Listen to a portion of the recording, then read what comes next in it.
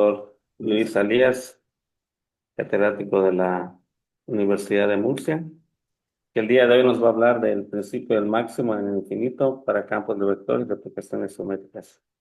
Pues muchas gracias, Luis, y adelante.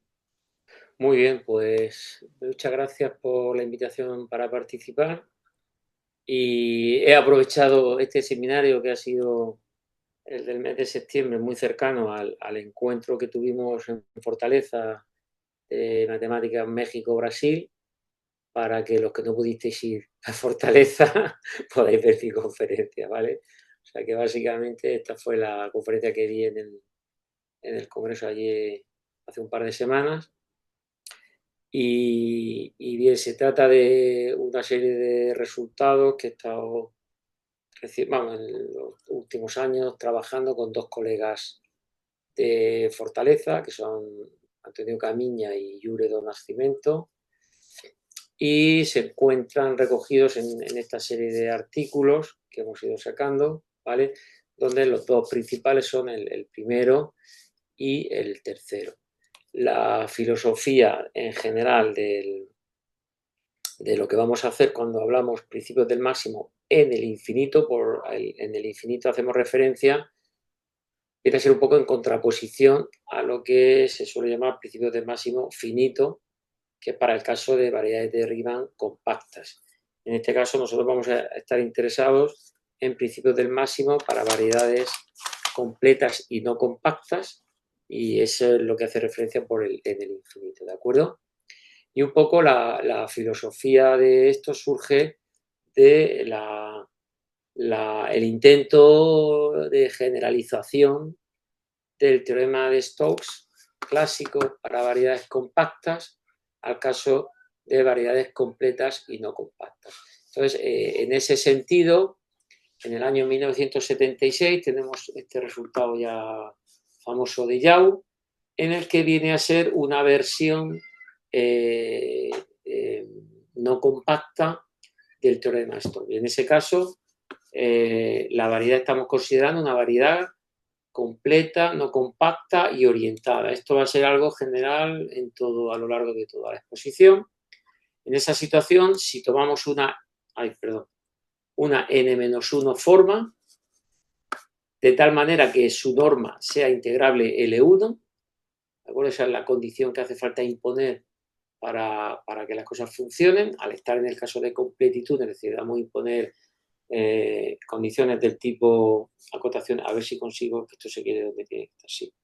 L1, pues bien, entonces en ese caso podemos afirmar que existe una sucesión de dominios, una sucesión expansiva de dominios B sub I, que cada vez va siendo más grande hasta que la unión de todo ellos cubre todo M, de tal manera que el límite, cuando I tiende a infinito, de la integral de la diferencial de omega sobre cada dominio B sub I es cero. Podemos pensar que este límite,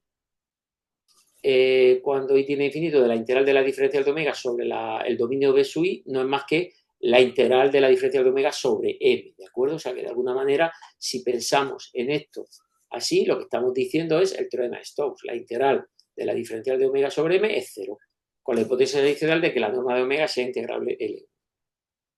En particular, si consideramos el caso especial en que omega es la n-1 forma que se obtiene al hacer la contracción del elemento de volumen con un campo X, el producto interno, la contracción como queráis, en este caso lo que tenemos es que la diferencial de omega no es más que la divergencia del campo por el elemento de volumen.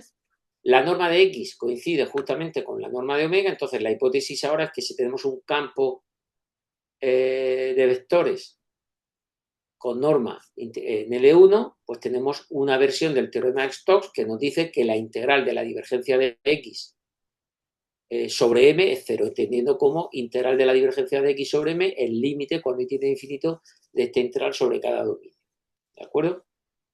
A partir de ahí, pues ya podemos sacar resultados, digamos, de alguna forma, que desde el punto de vista analítico son elementales, pero lo interesante es que luego eso puede dar, cuando se aplican a campos geométricos o campos donde esa divergencia del campo tiene un significado geométrico, pues pueden dar resultados interesantes. El corolario 1 nos dice entonces, en esas condiciones, en una variedad completa, no compacta y orientada, si se tiene un campo X de tal forma que su divergencia es una función que no cambia de signo, o sea, va a ser siempre mayor o igual que cero, menor o igual que cero, y es integrable en norma L1, la norma de X, entonces podemos garantizar que, de hecho, la divergencia de X tiene que ser idénticamente cero, puesto que estaríamos diciendo que esta integral es cero, pero el integrante tiene un signo. Eso, en particular, si lo aplicamos al caso en que X sea el gradiente de una cierta función, nos da como corolario el siguiente resultado. Nos dice que en una variedad completa y no compacta, toda función subarmónica o superarmónica que tenga la norma del gradiente integrable tiene que ser armónica. Es decir, el gradiente de U tiene que ser, el laplaciano de U tiene que ser cero. Recordemos que por subarmónica o superarmónica lo que estamos pidiendo es que el laplaciano de U sea menor o igual que cero o mayor o igual que cero. Es decir, estamos poniendo un signo al laplaciano de U, que es justamente la divergencia del gradiente. O sea, que es una aplicación directa del resultado anterior. Cuando este mismo resultado se considera para variedades compactas, de hecho, podemos decir aún más. Cuando estamos en una variedad compacta y tenemos una función subarmónica, superarmónica, de acuerdo, tenemos que el laplaciano tiene que ser cero, pero con el laplaciano cero y siendo además la variedad compacta, concluimos aún más que la función tiene que ser constante. En el caso completo no compacto no podemos llegar tanto. Lo máximo que podemos decir es que la función es armónica. ¿Por qué? Porque en variedades completas no compactas puede haber funciones armónicas no constantes. No ocurre lo mismo que en el caso compacto. ¿De acuerdo? Otro resultado en esta dirección diferente, que aparece también en ese otro artículo de Yao, pero que va un poco en el espíritu de lo que nosotros queremos hacer, es, por ejemplo, este otro resultado, este corolario 3, que nos dice que si tenemos una función no negativa, subarmónica, en una variedad de nuevo completa y no compacta, si esa función U pertenece a LP para P estrictamente mayor que 1, entonces podemos concluir que U es constante. Es otro resultado en la misma naturaleza, en el sentido de que se trata de poder establecer resultados de este tipo en variedades que son no compactas. Pues bien, precisamente motivado por este tipo de resultados, lo que nosotros queremos aquí es demostrar nuevas formas de principios del máximo que se puedan aplicar a campos de vectores que tengan divergencias con signos y que nos permitan obtener resultados geométricos, digamos. O sea que, por una parte, tenemos la parte analítica en términos del principio del máximo y luego ya la parte geométrica en términos de aplicar eso a campos cuya divergencia tenga un cierto significado geométrico. Comenzamos entonces con un primer principio en el que vamos a considerar en nuestra variedad no compacta, vamos a fijar un punto O, que estoy denotando aquí por O minúscula. Este punto, no sé si ahí se marca, ¿vale? Un punto O va a ser nuestro origen y vamos a considerar por R de X la función de distancia riemanniana a partir de ese punto. En este contexto, decimos que una función continua converge a cero en el infinito cuando el límite de la función, cuando nos vamos a infinito en la distancia r de x, o sea, conforme nos vamos separando de nuestro origen, el límite de la función es cero. Entonces, usando esta terminología, tenemos un primer teorema, que es un principio del máximo, que lo que nos dice es que si tenemos un campo de vectores X y supongamos que existe una función no idénticamente nula, no negativa, que es la que denotamos por la f, de tal manera que esa función va a cumplir dos hipótesis, que converge a cero en el infinito y que el producto del gradiente de f por x es siempre mayor o igual que cero. Entonces, en esa situación, si la divergencia de x es mayor o igual que cero, entonces vamos a concluir. En primer lugar, vamos a concluir que, de hecho, este producto es idénticamente cero en n. El gradiente de f tiene que ser ortogonal a x en todo punto, ¿de acuerdo? O dicho de otra forma, lo que se nos está diciendo esto, si queréis, es que el campo X va a ser perpendicular a las hipersuperficies de nivel de F. Perdón. Eso por una parte. Y luego vamos a poder concluir que la divergencia de X es 0 en M. En principio, cuando la demostración de este resultado no la voy a hacer, me voy a centrar en la aplicación geométrica, luego veremos otra demostración de un resultado analítico, pero bueno, aquí en principio la demostración primero se concluye que la divergencia de X es 0, al menos fuera de los ceros de F, y luego con un argumento ya si suponemos que, si el conjunto de los ceros de F, pues por ejemplo tiene medida LBQ0, tiene interior vacío, ahí ya sí podemos concluir que la divergencia de X es idénticamente cero. Bien, este es un resultado, repito, este es un resultado analítico. No voy a dar la demostración del teorema porque prefiero centrarme en la aplicación geométrica. Luego veremos otros resultados donde sí nos vamos a centrar en la demostración analítica. Pero, por ejemplo, este corolario 4 es simplemente un resultado que sale como consecuencia de este teorema, que es algo conocido. De hecho, esto es algo que se puede demostrar usando el principio del máximo finito, digamos, pero de alguna manera pues, nos sirve para comprobar que de momento vamos por el buen camino. Vamos por el buen camino y estamos obteniendo cosas que son coherentes, ¿no? Lo que nos diría este corolario es que en una variedad completa no compacta, una función subarmónica y no negativa que converja a cero en el infinito tiene que ser idénticamente cero. ¿De acuerdo? Os recuerdo que previamente habíamos probado en este contexto que una función subarmónica, en general, una función subarmónica tenía que ser armónica. Bien, en este caso, si además añadimos que es no negativa y que converge a cero en el infinito, ahí así podemos concluir que es constante y de hecho constante igual a cero. Esto saldría como consecuencia de este teorema. Vamos a ver entonces una aplicación geométrica que de hecho fue el contexto en el que nos surgió. O sea, este teorema surge precisamente ante la necesidad de intentar resolver un problema geométrico en donde nos aparecía esta situación. ¿Vale? Nos aparece la divergencia de un campo X, que vais a ver cómo surge de manera geométrica, y tenemos una función que cumple precisamente estas condiciones.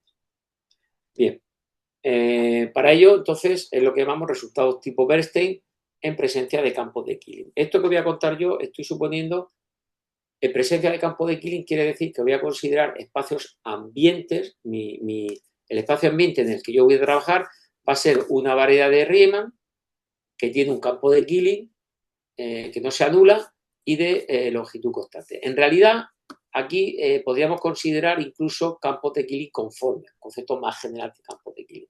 Pero los resultados más fuertes aparecen cuando tenemos campos de Killing. Para quien no le guste este espacio ambiente o lo vea demasiado, digamos, artificial o exótico, pues puede pensar que el espacio ambiente en el que estamos trabajando es simplemente o bien el espacio euclídeo o un poquito más general, es un espacio producto factor de un factor riemanniano de dimensión n y la recta real r. En esa situación, el campo de Killing de longitud constante que estaríamos trabajando sería el campo parcial de t. ¿De acuerdo? Bien, en ese ambiente vamos a considerar hipersuperficies, que va a ser nuestra variedad m. ¿Vale? Esta variedad m va a ser a la que le vamos a aplicar el principio del máximo. Entonces, pues, supongamos que en ese contexto tenemos una hipersuperficie orientable y además transversal al campo de Killing K.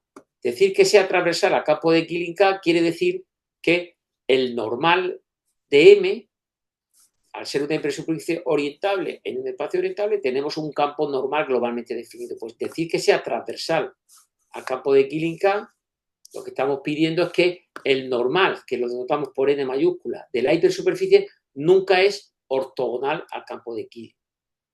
De tal manera que este producto va a ser siempre o estrictamente positivo o estrictamente negativo. Elegimos la orientación para que sea siempre estrictamente positivo y trabajamos con esa orientación. Esta hipótesis es fundamental, la hipótesis de transversalidad, que de nuevo, para quien no le guste, puede pensar dos situaciones que vamos a ver ahora en donde esa situación siempre se tiene, digamos, de gratis, que es, uno es cuando la hipersuperficie que estamos considerando es un grafo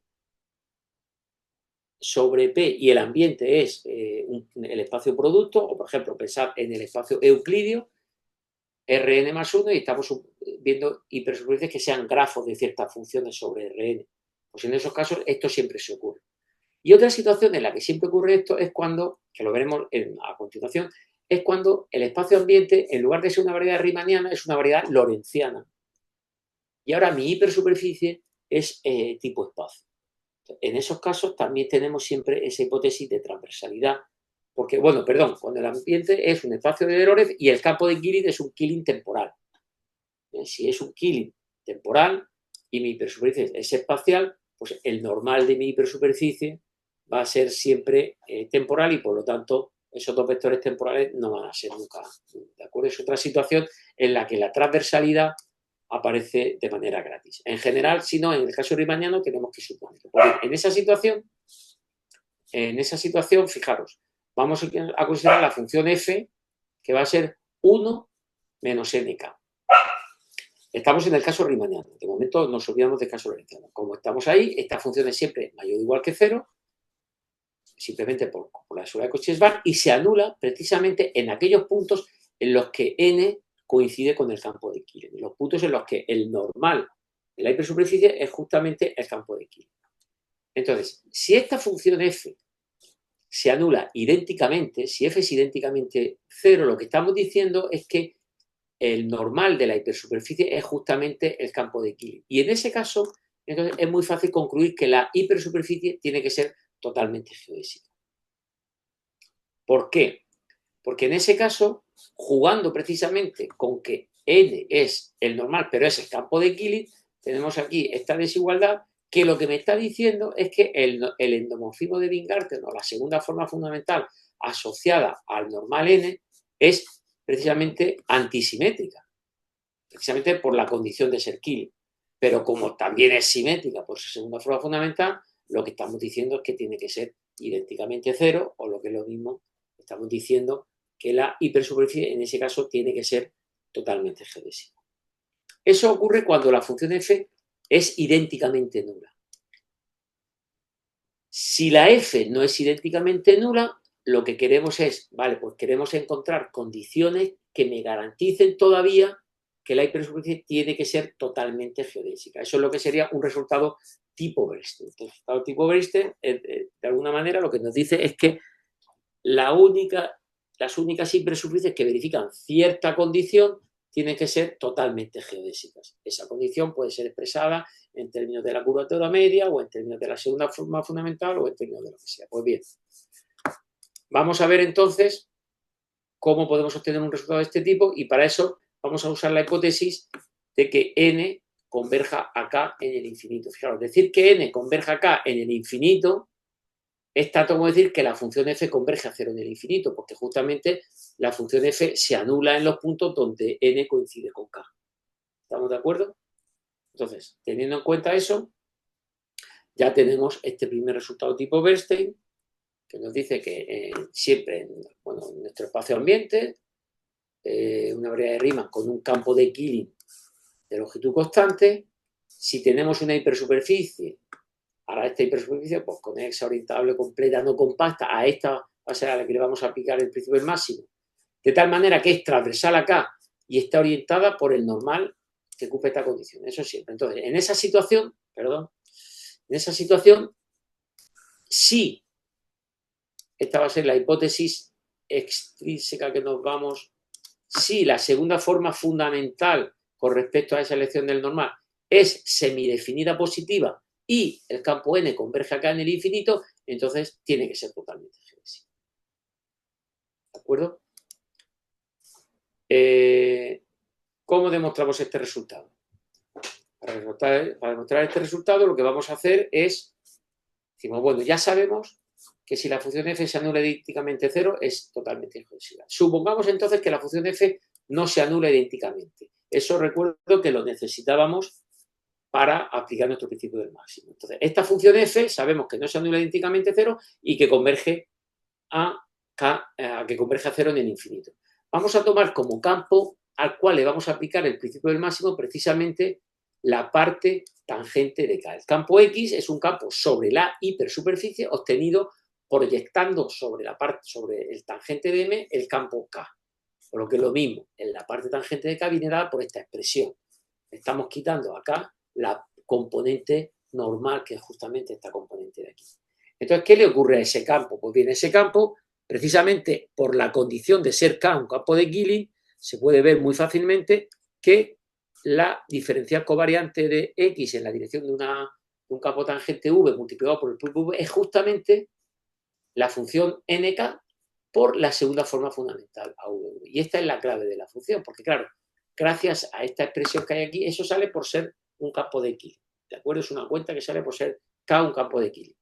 Entonces, aquí, tomando trazas en esta igualdad, podemos calcular la divergencia de X y nos va a quedar justamente la función de nk por este sumatorio que no es más que la traza de A, que es NH. De tal manera que la divergencia de X es el producto de N por H, que es la función curvatura media, y por NK. Pero claro, la función NK es estrictamente positiva. Y la función H es mayor o igual que 0, puesto que es la traza de la segunda forma fundamental, de una segunda forma fundamental semidefinida positiva. Con lo cual, esta divergencia es mayor o igual que 0. Y además, si estudiamos el producto del gradiente de f por xk, lo que es lo mismo x derivando a nk, de nuevo, usando la condición de Killing, se puede ver que esto es justamente la segunda forma fundamental de A actuando sobre el campo XX. De nuevo, mayor o igual que 0. Entonces, estamos en las condiciones para aplicar el principio del máximo. Tenemos un campo X con divergencia mayor o igual que 0. Tenemos una función f que converge a 0 en el infinito, cuyo producto del gradiente con X es mayor o igual que 0. Por el teorema sabemos, en principio, que esto tiene que ser idénticamente 0. Y además, la divergencia de X, que es justamente NH por NK, es idénticamente 0, en principio, fuera de los ceros de F. Pero claro, esto es estrictamente positivo, por lo tanto, eso me garantiza que la función curvatura media es 0, al menos fuera de los ceros de F. Decir que la curvatura media, o lo que es lo mismo, que la traza de A es 0, siendo A semidefinido positivo, es tanto como decir que el propio A es 0. Luego ya sabemos que A es 0 fuera de los ceros de F. Nosotros lo que queríamos concluir es que A tenía que ser idénticamente 0 para que llegara a totalmente geodésico. Pero bien, eso ahora ya es un razonamiento que es básicamente lo que hemos hecho antes, porque fuera de los ceros de F, en M menos los ceros de F, sabemos que es totalmente geodésico. Y ahora aquí distinguimos dos casos. Si el conjunto de los ceros de F tiene interior vacío, entonces por continuidad, puesto que fuera de los ceros de F A es idénticamente 0 y ese conjunto es un conjunto de interior vacío, por continuidad tendríamos que A es 0 en todo M, no hay problema. Y si este conjunto tiene interior no vacío, teniendo en cuenta que en los puntos en los que F es 0 es lo mismo decir que N es K, si eso ocurriera en un conjunto con interior no vacío, entonces, haciendo la cuenta que hemos hecho antes, también sabemos que es totalmente geodésica, porque podríamos derivar, trabajar en ese conjunto de interior no vacío, derivando y tendríamos que la segunda forma fundamental también es 0. En cualquier caso, concluimos que efectivamente la segunda forma fundamental es idénticamente 0. Este tipo de resultados es lo que llamamos tipo Bernstein. Por ejemplo, hay otro resultado, podemos concluir, bueno, un caso especial en donde podemos aplicar esto, os lo venía diciendo antes, es el caso de que el espacio ambiente sea un espacio producto, y mi hipersuperficie transversa sea justamente un grafo sobre el factor P. En ese caso, el campo parcial de T es el Killing unitario, ¿de acuerdo? Que de hecho en este caso no solamente es Killing, sino que es un campo paralelo más fuerte. Y en ese caso, si tomamos una función diferenciable sobre el factor riemanniano P, podemos considerar el grafo entero determinado por la función U, que va a ser una hipersuperficie completa, puesto que estamos suponiendo que el grafo es entero, completa, contenida en nuestro espacio producto, en donde tenemos que el normal lo podemos calcular explícitamente en términos del gradiente de U y del campo vertical. Fijaros que esta D que estoy poniendo aquí representa el gradiente en P, ¿de acuerdo? Lo estamos distinguiendo por la nabla sería el gradiente en M con la métrica inducida. Este sería el gradiente en U o la conexión perdón, en P, si queréis. Pues ese campo siempre cumple que el producto por parcial de T es siempre estrictamente positivo. Estamos eligiendo la orientación que apunta hacia arriba. Esto es el ejemplo típico si consideramos, por ejemplo, en el espacio euclídeo, un grafo en el espacio euclídeo y elegimos el normal que apunta hacia arriba, nos da que la imagen esférica del grafo está siempre contenida en el hemisferio norte de la esfera unida. ¿De acuerdo? Entonces, esta es la condición de transversalidad que la tenemos automáticamente. En particular, la condición de que n converge al parcial de t en el infinito se traduce ahora en que el límite, cuando r tiende a infinito, de la norma del gradiente de u en p es cero. ¿De acuerdo? Porque recordar la expresión que se tiene aquí, claro, decir que esto converge a 1, es decir, que este término de ahí aquí converge a 0. Entonces, esa condición la podemos expresar más elegante de esa forma. Entonces, como consecuencia inmediata del teorema que hemos visto anteriormente, si tenemos en un espacio producto un grafo entero sobre P dado por T igual a U de X, donde la T es la coordenada de R y la X es la coordenada de P, entonces, si la segunda forma fundamental con respecto al normal que apunta hacia arriba, que sería ese normal que elegimos, es semidefinido positivo y la norma del gradiente de U tiende a cero cuando R tiende a infinito, entonces M es totalmente geodésica, de tal manera que obtenemos un resultado tipo Bernstein con hipótesis únicamente geométricas. Aún más, en el caso en que el factor euclídeo sea justamente el espacio euclídeo, o sea, en el caso en que P sea justamente el espacio euclídeo, entonces en ese caso todavía podemos decir más, porque en ese caso sabemos cómo son. O sea, en principio, lo más que decimos aquí es que es totalmente geodésico. Pero en el caso en que tengamos un factor euclídeo, lo que estamos en el espacio euclídeo y sabemos que las hipersuperficies totalmente geodésicas son los hiperplanos. Entonces, en ese caso, la conclusión es todavía más fuerte, puesto que la conclusión es que tiene que ser necesariamente un hiperplano horizontal. ¿Por qué horizontal?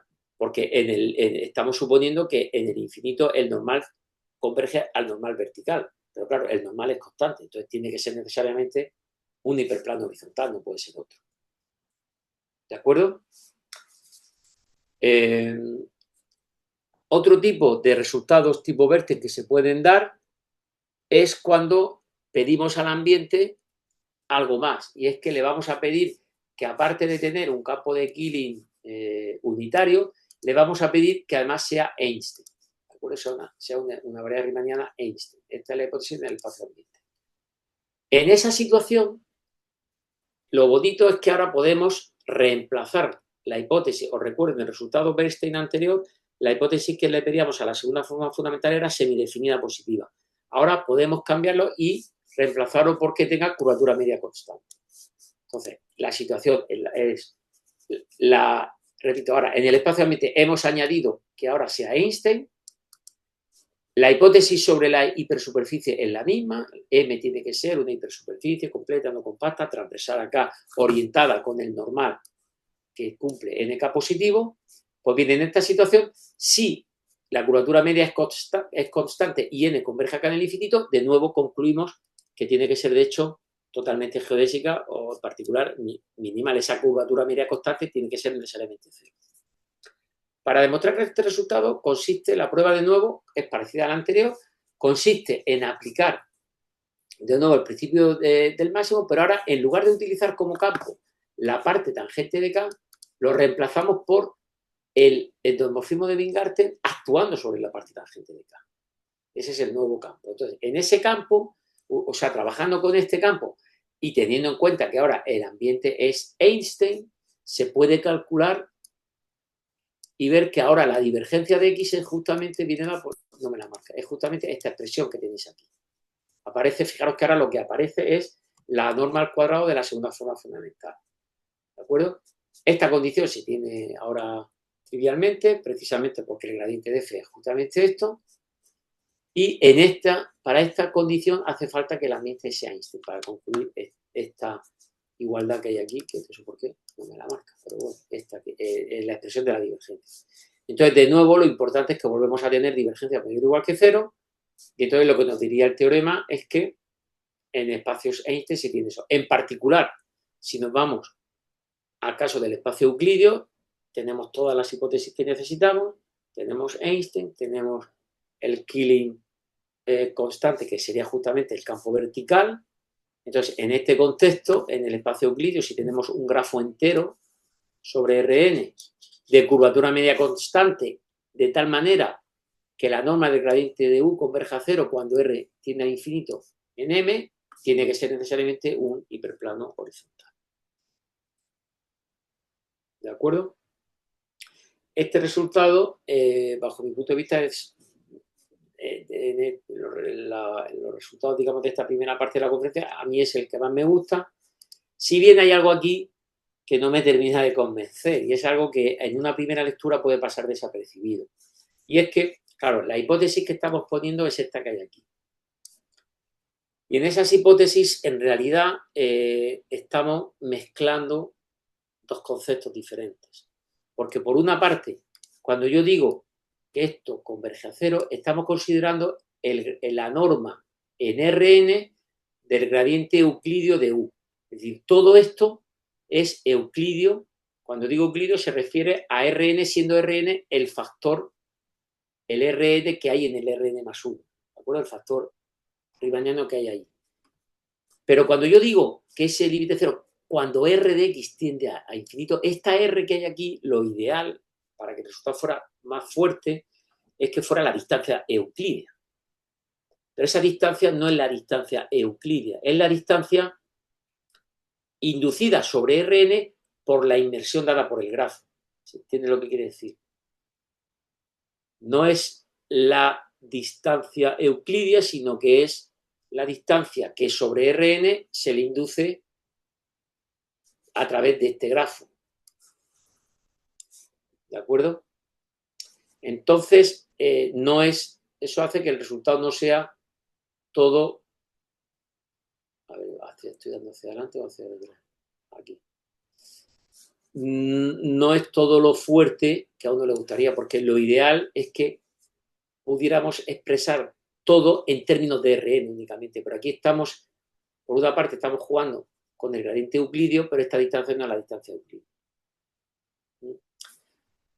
Si consideramos ahora el caso de este mismo tipo de resultados para ambientes lorentzianos, en ese caso, al tener un ambiente lorentziano, pues a veces las cosas mejoran, y en este caso mejora. Porque en ese caso, primero, ahora la situación es que mi espacio ambiente es lorentziano y supongo que tiene un Killing temporal. En ese caso, cuando yo trabajo con hipersuperficies tipo espacio, pues automáticamente la orientabilidad y la transversalidad la tenemos gratis.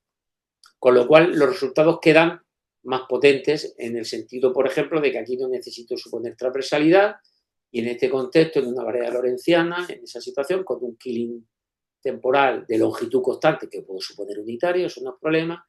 Entonces, si tenemos una hipersuperficie espacial no compacta y lo orientamos con el normal que está en la misma orientación temporal que K, como siempre, entonces, si la segunda forma fundamental es semidefinida positiva y n tiende a K en el infinito, es totalmente geodésica.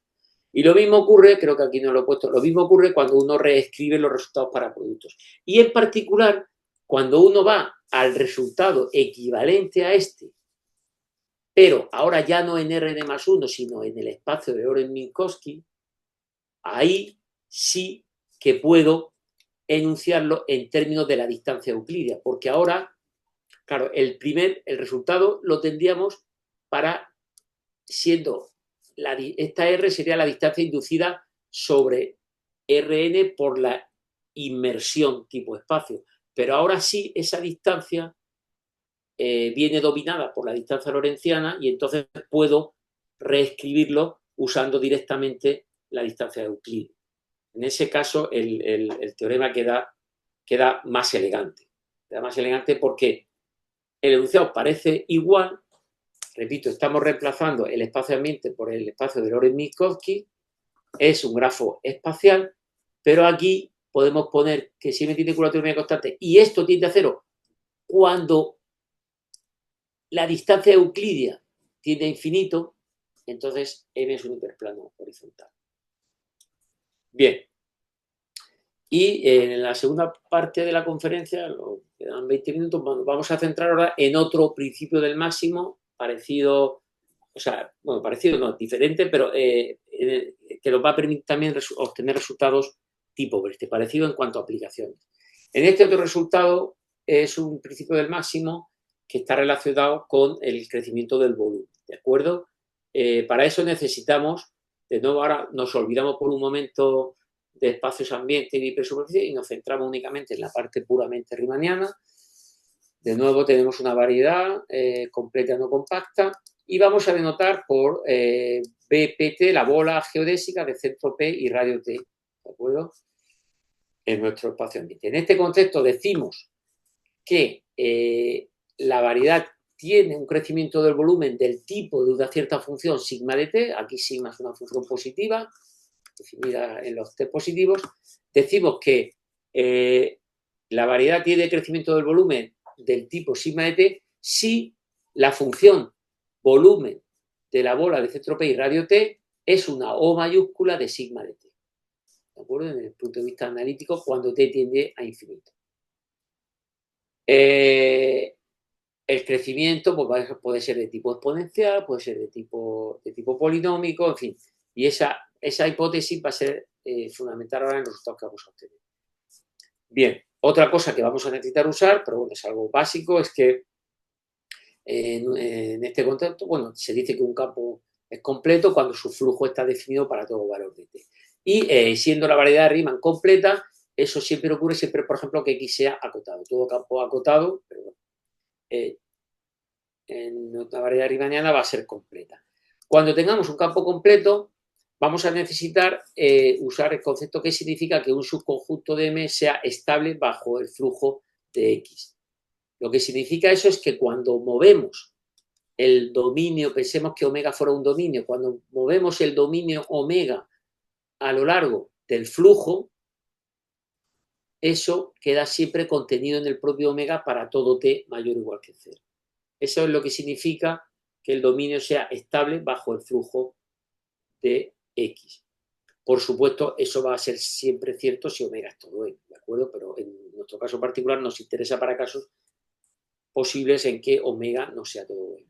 Esa hipótesis va a ser fundamental para lo que vamos a hacer. Entonces, ya en este contexto vamos a ver qué es lo que nos dice este principio del máximo. El principio del máximo nos dice, supongamos que tenemos una variedad conexa, completa, no compacta, y ahora vamos a suponer que tenemos un campo de momento al que le vamos a pedir que sea acotado, ¿vale?, en norma por una cierta constante C.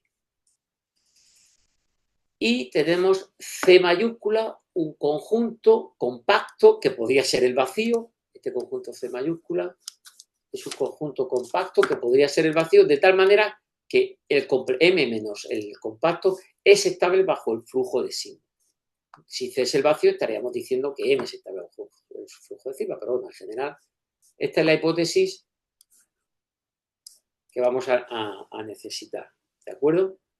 Entonces, en esa situación, supongamos ahora que tenemos una función diferenciable de tal manera que, y tenemos hipótesis parecidas a las de antes, en el sentido de que vamos a pedir de nuevo que el producto del gradiente de f por x sea mayor o igual que 0, y ahora lo que vamos a pedir es que la divergencia de x esté acotada inferiormente sobre m menos c por una cierta constante positiva a veces la función f. ¿De acuerdo? Esto es la hipótesis que reemplaza ahora a la hipótesis anterior de que la divergencia de x fuera mayor o igual que 0. Fijaros que ahora no estamos pidiendo que la f sea mayor o igual que 0. En el teorema, en el principio del máximo anterior, sí pedíamos que la f fuera mayor o igual que 0. Ahora no. Con lo cual esto no tiene por qué ser mayor o igual que 0. Esta función f no tiene por qué tener un signo. Entonces, en esta situación, si f tiene un crecimiento del volumen polinómico, o sea, si tiene el volumen, la función volumen de t es una O mayúscula de un cierto polinomio, de un cierto grado, entonces concluimos que la función tiene que ser menor o igual que 0 en m menos c, y si tiene un crecimiento de tipo exponencial, del tipo elevado a beta t para una cierta beta.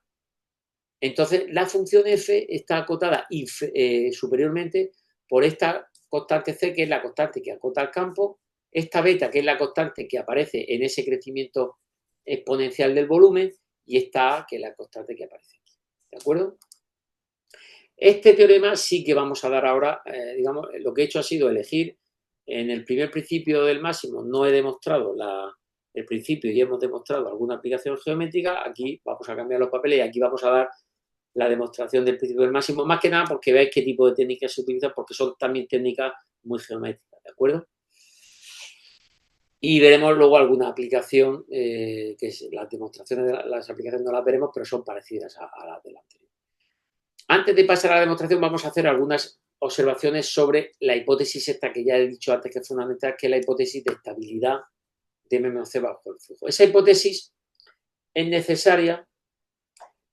¿Y por qué es necesaria? Pues nosotros, en una primera versión de nuestro trabajo, este trabajo se publicó en 2021, la hipótesis era necesaria porque era necesaria para que funcionara la prueba, ¿de acuerdo? Pero claro, esa no es la mejor justificación de que una hipótesis es necesaria. Entonces, la verdad que tuvimos mucha suerte porque cuando nosotros escribimos esa primera versión en la que esto no lo decíamos, la colgamos en Archive y al cabo de una semana, dos colegas y amigos italianos, Stefano y Alberto Setti y Stefano Pigola, nos escribieron y nos dieron a conocer este ejemplo en el que demuestra la necesidad real de la hipótesis, ¿vale? Y es un ejemplo en donde se puede ver un contraejemplo al teorema si uno no supone la hipótesis de estabilidad. El ejemplo viene dado por la variedad de simplemente R2 con su métrica euclidia y tomamos como X, como campo X en este teorema 6, el gradiente de f siendo f esta función. F de x es la función kn de la norma de x, siempre que la norma de x sea mayor o estricto que 1, y en el interior de la bola lo completamos con lo que sea. Donde esa función kn es la enésima función modificada de Bessel de segunda clase, que yo, sí, pero dame un segundico, perdonad, dame un minuto, por favor.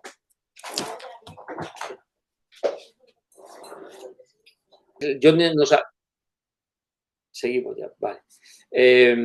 Yo no sabía ni siquiera lo que era, ¿de acuerdo? Esta enésima. Es una función kn que cumple una cierta ecuación de diferencia. El caso es que con esta función, precisamente, nos proporciona un contraejemplo, puesto que esa función es estrictamente positiva, es acotada, tiene gradiente acotado, el gradiente además es mayor o igual que f aquí fuera de la bola, el compacto aquí es justamente la grosura de la bola, pensar que dentro de la bola no sé lo que pasa, y contradice el teorema, ¿de acuerdo? Contradice el teorema porque estamos en R2 con crecimiento del volumen polinómico, ¿de acuerdo? Y la función no es menor o igual que cero, al revés, es estrictamente positiva. ¿Qué es lo que está fallando? Lo que está fallando es justamente que el conjunto R2 menos la bola de centro 0 y radio 1 no es estable bajo el flujo de este gradiente, ¿de acuerdo? Entonces, la verdad que esto pues, nos sirvió para dar una versión mejorada del artículo gracias a estos colegas que estamos, digamos, justificando ahora ya no solamente porque me haga falta para la prueba, sino porque si no tenemos un contraje. Vamos a ver la demostración de, bueno, antes de ver la demostración, perdón, una aplicación geométrica que veis que va un poco en el espíritu de los resultados tipo Bernstein que hemos dado anteriormente. En esta situación, de nuevo, es un resultado tipo Bernstein en el que, bajo ciertas hipótesis, concluimos que M tiene que ser totalmente geodésica. En este caso, nuestro ambiente es ahora Einstein con un Killing unitario. Nuestra hipersuperficie ahora es una hipersuperficie completa no compacta. Ahorita no necesitamos ahora no la necesitamos, pero la vamos a suponer aquí, la transversalidad. O sea que en realidad sí tenemos transversalidad. Y de hecho, en este caso, sí, la hipersuperficie de curvatura media constante y segunda forma fundamental acotada. Ahora, las hipótesis que hacen falta pedir para concluir el ser totalmente geodésico son curvatura media constante y segunda forma fundamental acotada. Si m tiene crecimiento de volumen polinómico y se cumple esta desigualdad, la función, el producto nk está acotado diferencialmente por 1 partido 1 más la norma al cuadrado, entonces concluimos que es totalmente geométrico, ¿de acuerdo? Pero ya os digo que me quería centrar más en la demostración, un caso particular en el que se puede aplicar esto es en el caso ¿de acuerdo? Pero es verdad que en esta segunda parte yo me quería centrar más en lo que es la demostración del teorema, porque además ya os digo que es una demostración bastante geométrica. A ver si en 5 minutos que nos quedan puedo dar una idea. Entonces, vamos a dar la prueba de eso. Recuerdo que lo que queremos es demostrar que f es menor o igual. Vamos a centrarnos en el caso de crecimiento polinómico, ¿vale? Vamos a centrarnos en el caso del crecimiento polinómico. En el caso del crecimiento polinómico queremos concluir que la función tiene que ser menor o igual que 0 fuera de ese compacto C, ¿de acuerdo? Pues bien, supongamos que no es así, supongamos que hay un punto fuera del compacto en donde la función es estrictamente positiva.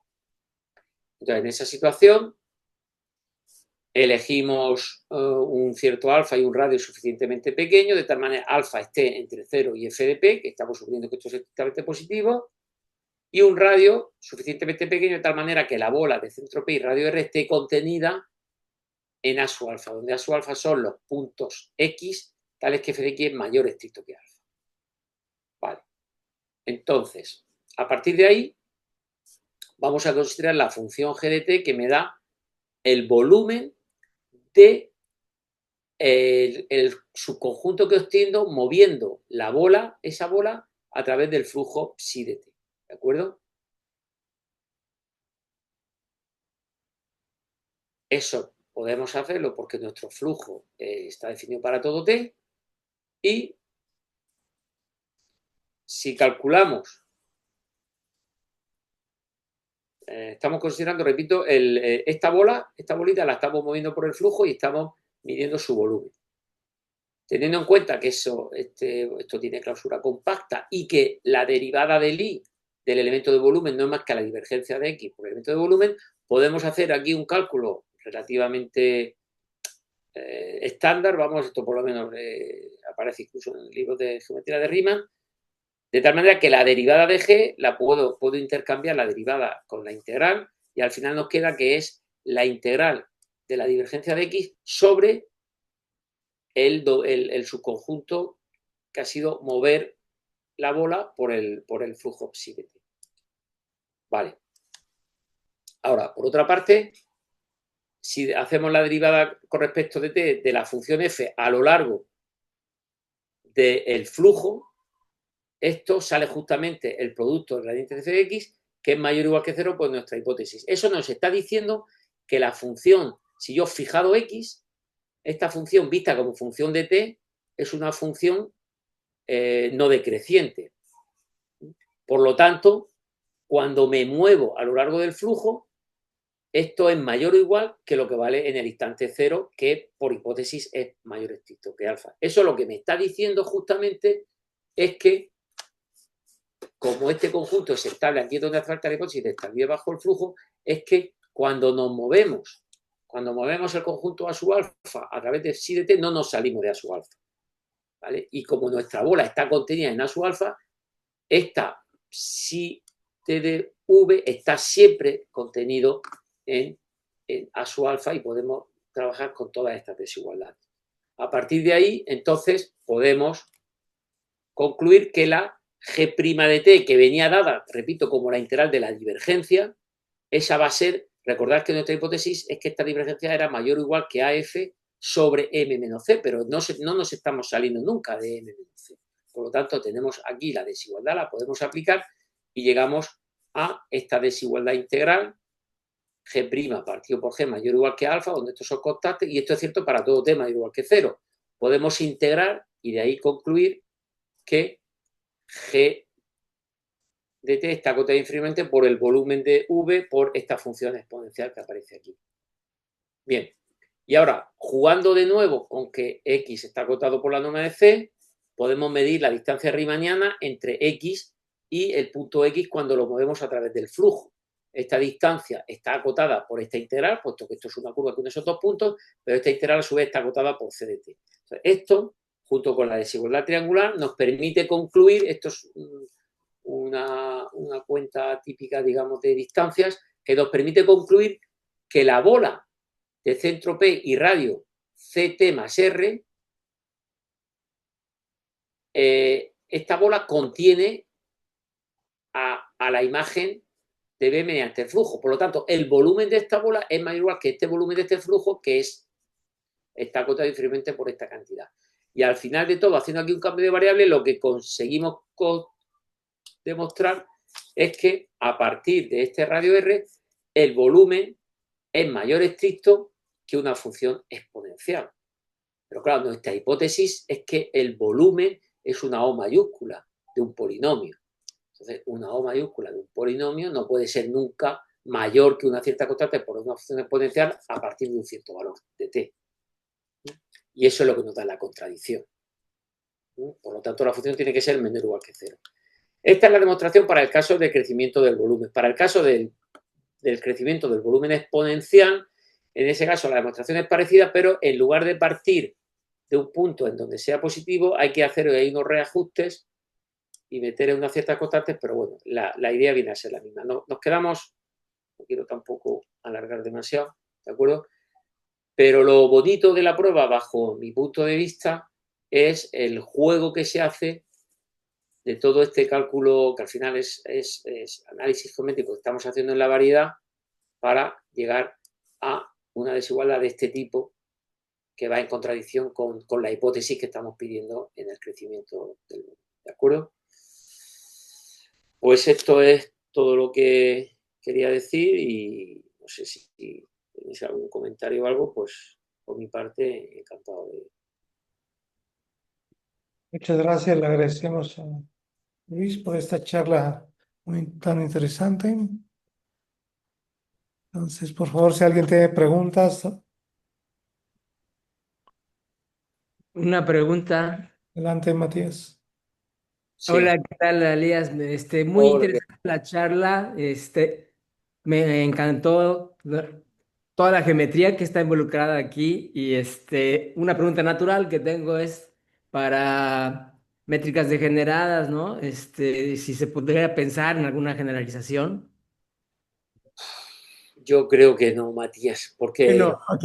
claro, el problema es que, claro, yo al final todo lo que estoy haciendo es análisis riemanniano en M. Por eso, claro, cuando todas las, al final, de alguna forma, todos estos principios del máximo están basados en la elasticidad del operador laplaciano en el caso riemanniano, de la divergencia y tal. Claro, cuando te vas al caso lorentziano, claro, formalmente tienes una divergencia, formalmente tienes un laplaciano, Ujú. pero todo lo demás yo no sé cómo. De Sí. hecho, no sé, a lo mejor estoy pensando, claro, voy a irme al origen de todo, Matías. El origen de todo, nosotros habíamos empezado diciendo, bueno, lo que nosotros queremos es extender de alguna forma el teorema de Stokes del caso compacto al caso completo, que es la primera. Eso, ahora que estoy recordando, en el caso lorenciano, estoy recordando que sí que hay una versión incluso pseudo-riemanniana de Stokes, porque en realidad el teorema de Stokes no es un teorema que dependa de la métrica riemanniana, es un teorema que lo podemos ver en términos de la integral de la diferencial de omega. La Ujú. integral de la diferencial de omega, o sea, es decir, que para eso no necesitamos métrica. Lo que Sí. pasa es que luego cuando tenemos una métrica y cogemos como n-1 forma el producto interno del elemento de volumen con X, a partir de ahí me aparece la divergencia y a partir de ahí. Pero es cierto que sí que hay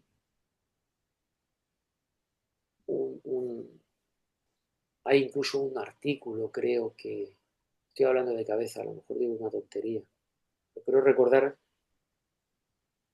sé si hay un artículo de Eduardo García Río o en el libro de Eduardo que es donde hacen una versión pseudo-riemanniana de Stokes, Sí. Ok. ¿verdad? Sí, como que habría que generalizar primero todo lo que se usa desde el primeros Pero, principios, caso. pero luego aún así, aunque se generalice, luego, eso a lo mejor se puede, pero el miedo que me da es luego qué pasa cuando ya vamos a cosas con divergencia mayor o igual que cero, porque ahí, al ser la divergencia lorentziana, ya no sé cómo va a funcionar. Ya. Y pierdes Ok. toda la elasticidad, que normalmente al final, detrás de todos estos principios del máximo, está de alguna manera implícita la elasticidad del operador. Ya.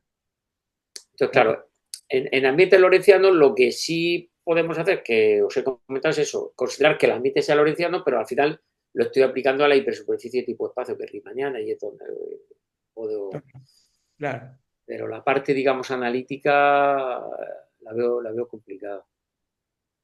Ok. Gracias. ¿Alguna otra pregunta? Luis, habías Sí, mencionado al principio que los resultados digamos, de la primera parte de la charla podrían sí. darse no necesariamente en el contexto de Killing, pero de los conformal Killing. ¿Qué Sí. tanto se puede obtener en ese Hay, contexto? en ese contexto hay algunas cuentas que funcionan, a ver si hay algunas cuentas que funcionan y en algún momento tienes que suponer que sea aquí. En este caso, lo que pasa es que, claro, en ese contexto, si no, aquí, si suponemos que el campo sea conforme Killing, podemos Ujú. hacer algo. Lo que pasa es que para luego obtener resultados fuertes, en algún momento necesitas pedir que ese conforme Killing tenga longitud constante. Y ahí ya te fuerza a que tiene que ser un Killing Killing. Ya. Ujú.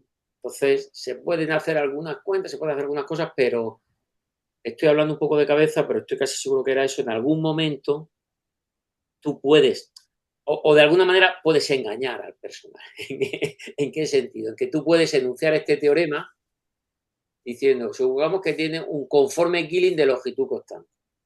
Entonces, bla, bla, bla. Pero en realidad, ese Mm. conforme Killing, en cuanto le pida longitud constante, te fuerza a que tiene que ser un Killing. Sí, O sea que en sí. algún momento al final tienes que pasar por Killing, al menos en este contexto. Hay otros resultados que dimos, que han sido aplicaciones de esto, que no he hablado de ellos, en donde sí podemos, pero sí podemos obtener resultados con conforme Killing, pero son resultados que no tienen nada que ver con tipo Bernstein, ni siquiera son resultados de hipersuperficie, son resultados, digamos, de geometría intrínseca.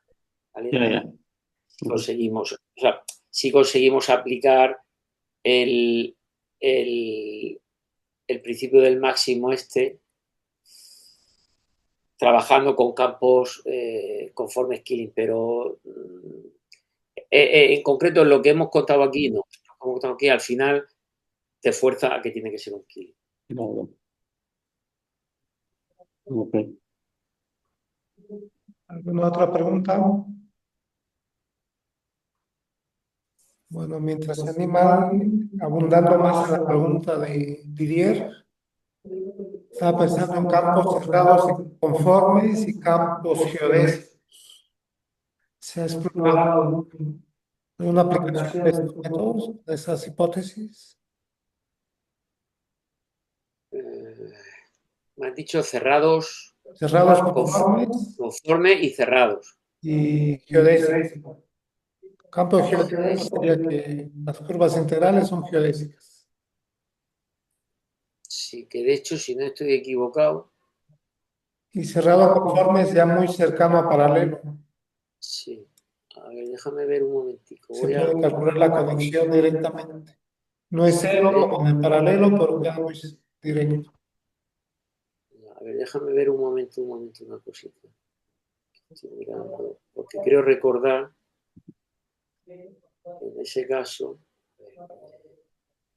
Sí, esa es mi pregunta favorita, la de cerrados conformes. a ver, un segundo que estoy buscando porque creo que tengo aquí una versión en la que hago referencia a eso. Un segundo. Quiero meter.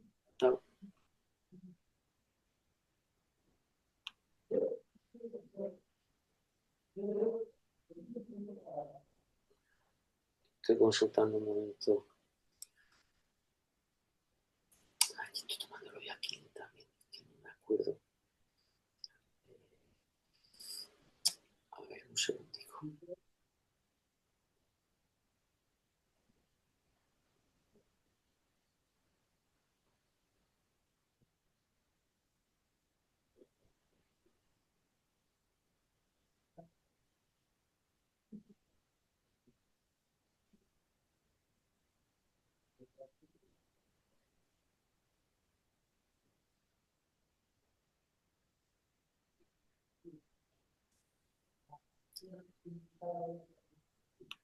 Espera un segundo.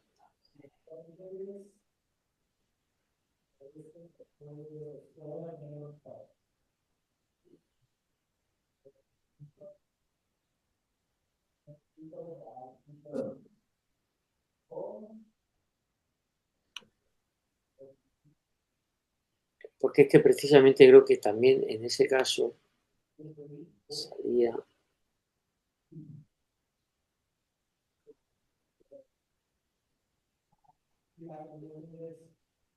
Es que justamente. De nuevo es que te fuerza, al menos, a ver, supongamos que partes de un campo conforme, ¿vale? De longitud constante. Entonces, si es conforme de longitud constante, entonces de hecho, o sea, si tú supones que el campo es conforme y longitud constante, lo de longitud constante lo necesitamos sí o sí. Entonces eso fuerza necesariamente a que tiene que ser un killing y además geodésico también, las dos cosas. Entonces, al menos en este contexto, por ahí no vas a. Eso es una cuenta que quería asegurarme que la tengo aquí delante, efectivamente. Y ya de hecho ni siquiera no hace falta que sea cerrado, con que sea conforme. El problema es que la hipótesis de ser longitud constante, esa hipótesis es muy fuerte para un conforme killing. Entonces, habría que ver qué pasa si es un conforme killing sin longitud constante. Lo que pasa es que para estas cuentas que hemos hecho aquí, para que esto funcione, necesitamos la longitud constante, la necesitamos para, para el cálculo este que hacemos en este tipo de divergencias de aquí, ¿vale? Correcto. En donde sí pudimos aplicarlo con campos conformes, lo que pasa es que ahí no hacía falta la longitud constante. O sea, el problema un poco nos viene limitado por el tema de longitud constante, que para las aplicaciones que hacemos en algún momento necesitamos que la longitud sea constante. Si no pides a longitud constante, ahí sí tenemos un artículo, que lo estoy buscando, a ver, aquí, un artículo, que no he dicho nada de que es un artículo, que no es un artículo en donde usamos este principio del máximo, el,